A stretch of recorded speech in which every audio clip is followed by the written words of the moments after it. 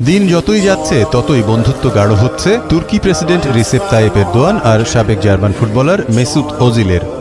এবার তারই প্রমাণ হিসেবে এরদোয়ানের শপথ অনুষ্ঠানে হাজির হলেন ওজিল। অবশ্য সমালোচকদের মতে এরদোয়ানের কারণেই শেষ হয়েছে ওজিলের ফুটবল ক্যারিয়ার। গত ৩রা জুন প্রেসিডেন্ট হিসেবে আবারও শপথ নিয়েছেন এরদোয়ান। শপথের সময় উপস্থিত ছিলেন অনেক বিশ্বনেতা, একই সাথে উপস্থিত ছিলেন জার্মানির বিশ্বকাপজয়ী ফুটবলার মেসুত ওজিলও। শপথ অনুষ্ঠানের পরের মুহূর্তেই সামাজিক যোগাযোগ মাধ্যমে ছড়িয়ে পড়ে ওজিলের উপস্থিতির কিছু ছবি ও ভিডিও। এতে নিজেদের প্রিয় তারকাকে নিয়ে গর্ববোধ করে বিশ্বব্যাপী ওজিলের অসংখ্য ভক্ত। মুসলিম ফুটবলার মেসুত ওজিল তুর্কি প্রেসিডেন্টের খুব কাছের মানুষ, বিশ্ববাসী ভালো করে তা জানতে পারে ২০১৯ সালে। সে সময় ওজিলের বিয়েতে তুর্কি প্রেসিডেন্টকে আমন্ত্রণ জানালে তিনি তা গ্রহণ করেন এবং বেস্ট ম্যান হিসেবে উপস্থিত হন।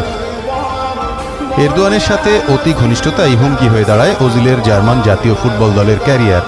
কারণ লন্ডনে ২০১৮ সালের মে মাসে এরদোয়ানের সাথে একটি ছবি তোলার পর ওজিলকে নিয়ে ব্যাপক সমালোচনা হয়েছিল জার্মানিতে। মূলত তুরস্কের রাষ্ট্রপ্রধান এরদোয়ানের সাথে ওজিলের সেই ছবি কাল হয়ে দাঁড়িয়েছিল তখন। এরদোয়ানের সাথে ছবি ছাড়াও চীন সরকারের উইঘুর নীতি ও জার্মান ফুটবলের বিরুদ্ধে বর্ণবাদের অভিযোগ তোলেন ওজিল। এসব কারণেই মাত্র ৩০ বছর বয়সে আন্তর্জাতিক ফুটবল থেকে অবসর নেন তুর্কি বংশোদ্ভূত তৃতীয় প্রজন্মের জার্মান নাগরিক মেসুত ওজিল।